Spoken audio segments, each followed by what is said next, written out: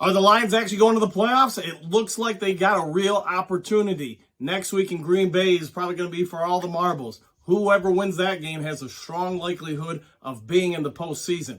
We'll all be scoreboard watching throughout the rest of the day, but the Lions have a dominant performance against the Bears. Justin Fields, after one of the most historic first quarters ever, running the ball, then gets sacked about 50 million times from a number of people. We're going to talk about all that, what it means for Detroit, some of the breakout performances today, and maybe just a little bit more in today's post-game edition of Lions Talk Live.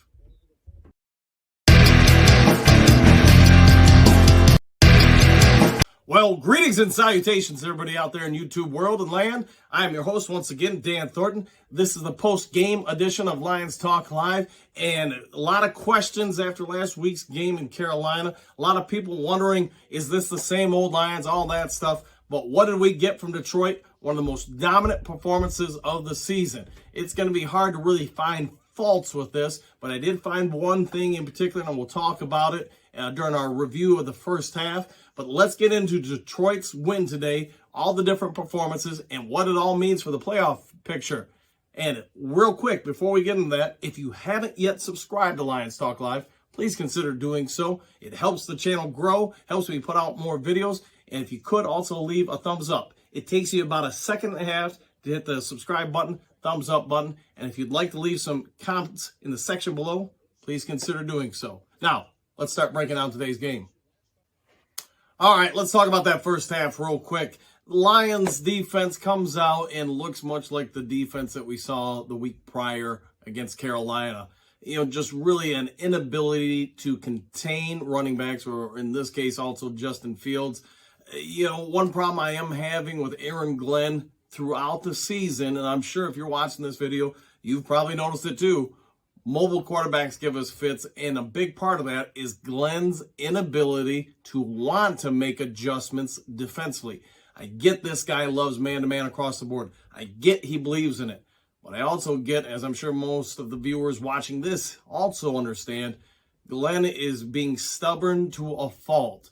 He is saying, hey, we're going to prove to everybody man-to-man across the board works. I don't need to have anybody spy Fields. There was one key moment in the second quarter I was very happy with. There was a 3rd and 10 for Chicago, and finally, we switched to zone coverage. In fact, it was a zone blitz from the prominent side of the quarterback, the right-hand side of the quarterback, and it led to an incompletion. Love Glenn or hate him, one thing we're going to have to ask at the end of the season is he showing growth? And that's a question I guess only MCDC can answer. Let's go on and talk a little bit about the Lions rookies on defense. That first half, Hutchinson has a heck of a stat line. Half a sack, fumble recovery, and his 3rd interception of the year. Who would have guessed that from a defensive end? But yet Hutchinson, while he's not always getting the quarterback, he is helping with his pressure on quarterbacks to set up others. It was Kaminsky's sack that was set up by Hutchinson getting into Fields' face, forcing him to step up in the pocket. Kaminsky was able to clean up. Let's also talk about James the Problem Houston. What can you say? This guy might be the steal of the NFL draft coming out of the 6th round. He's got a sack today, a forced fumble. The only negative I'm seeing in Carolina and then today against the Bears is in both games, teams identified he's playing more on 1st and 2nd down. And when they're running wide or sweeps or pulls, they're going right at him. The reason for that is simple. We've talked about it since Houston's emergence. He is great at shedding blocks and getting the quarterback. He is still, I'm going to be kind and say, not even average as far as shedding run blocks. Teams have identified his strengths and saying, what can we do to go at his weaknesses? And at least so far in his development, it doesn't mean he's not going to improve and get better. I'm sure he will. But so far, it is a major weakness of James Houston. Being that as it may with Houston, obviously his strengths, in my opinion, outweigh his negatives. His negatives will probably dissipate more and more with more reps, development, probably a little bit better understanding of how to use his hands and his strength to shed run blocks. But all that's going to come in time. It may not come this year. Whatever it may be, though, Joshua Pascal got his 1st sack of his NFL career. So right there, you see a number of rookies developing and helping the Lions defense get better. Yes, the the fact that the first quarter was abysmal as far as stopping Fields. I'm going to say this. Is it on the rookies or is it on Glenn? I'm going to put the onus on Glenn and the coaching staff, because ultimately you have to put the players in the best positions possible to succeed. And I'm going to say this, Aaron Glenn, third and long, everybody knows you're going man-to-man across the board with nobody left in to spy the quarterback, and it's killed us all year long. All right, let's talk a little bit about that first half offense. We did see Jameson Williams on the field a little bit more.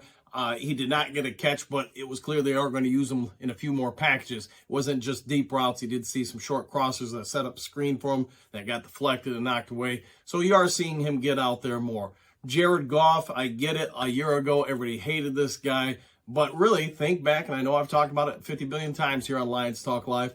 The last 6 games of last year, throughout this year, he is, in fact, one of the NFL's top 7 quarterbacks statistically. He continues that today, hitting in the first half alone 9 different receivers, maintaining control of the ball. Some will say, well, yes, he's the beneficiary of a great offensive line. And that's true, but I'd also say this.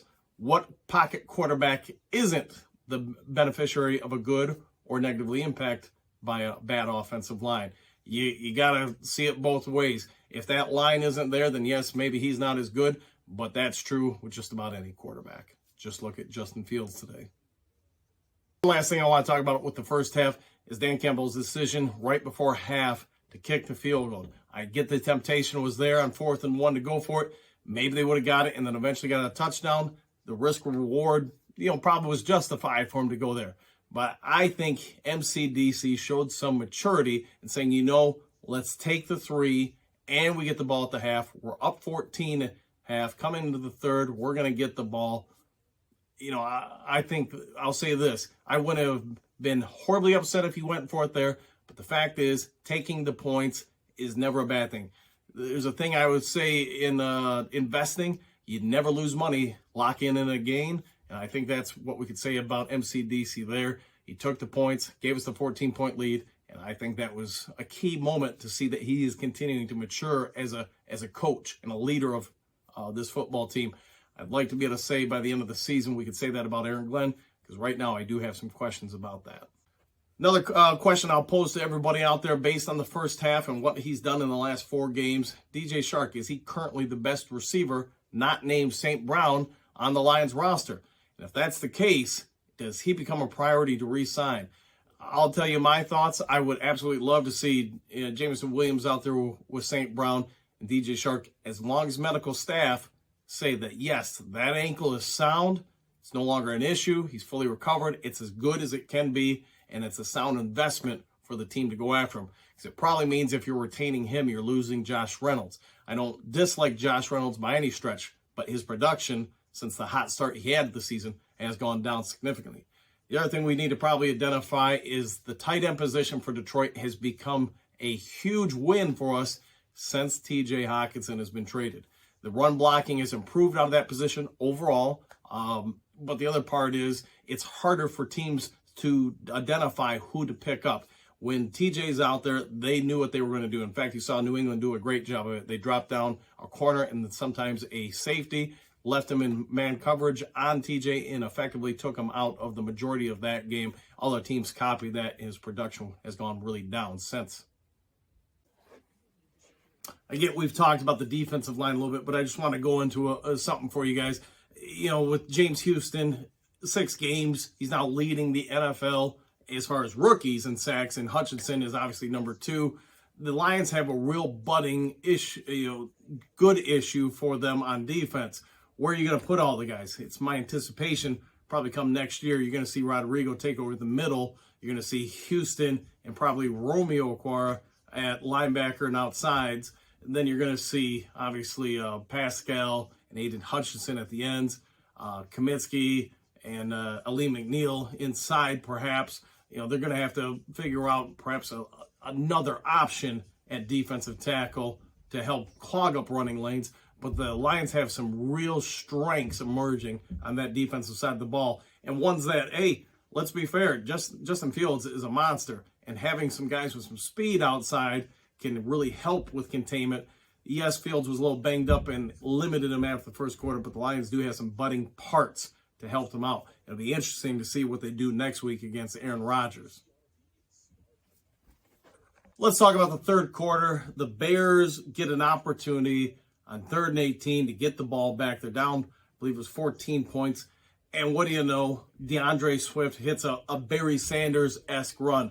Gets hit about 5 to 7 yards short, spins, and then just takes off running. A couple plays later, Lions use Jameson Williams on a reverse for 40-some yards to go down and score.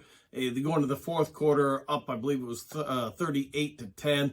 And you can just tell from there on out, the Lions were mostly just trying to eat up the clock. Safe, controlled offense, calculated runs up the middle, etc. The Bears defense looked like it had checked out after Swift's run, and then a couple plays later get hit by Jameson Williams' big 40-yarder. Is what it is. Lions put themselves in position, or it would appear, as long as they can win next week in Green Bay, they might make the playoffs. But whatever it is, my prediction at the start of the year was 6 wins. They now have got 8. Can they get 9? I mean, they're playing with house money for sure. The Lions are trending in the right direction. Yes, they had the anomaly game last week in Carolina, but it is what it is. They picked themselves up, brushed themselves off, and that defensive line had a heck of a performance. And let's also talk about that offensive line. I mean, Goff got a little bit of pressure today, but they opened up holes, and they protected Goff throughout most of it. All right, well, I feel like I've gone on long enough. Big game for the Lions, big game for the defense recovering. Goff, just stellar throughout. Offensive line, great throughout. I mean, it's hard to find faults with anything. And the only thing I really did take issue with in this game, I already pointed out with Aaron Glenn on 3rd downs against mobile quarterbacks. He's going to have to figure that out and add that out. And, this far in the season, you would think he's already done it. I've made my comments on it. He needs to fix it. Otherwise, we're just going to continue to get burnt by it. But anyway, as it is, Lions get a key win. They now have a playoff game next week, in all essence, against Green Bay in Green Bay. We'll see what happens there. But, we'll all be scoreboard watching the rest of today against Washington and obviously Seattle, and then what's going to happen next week. So hope you all take care. Enjoy the rest of your day, and we'll see you tomorrow on another edition of Lions Talk Live.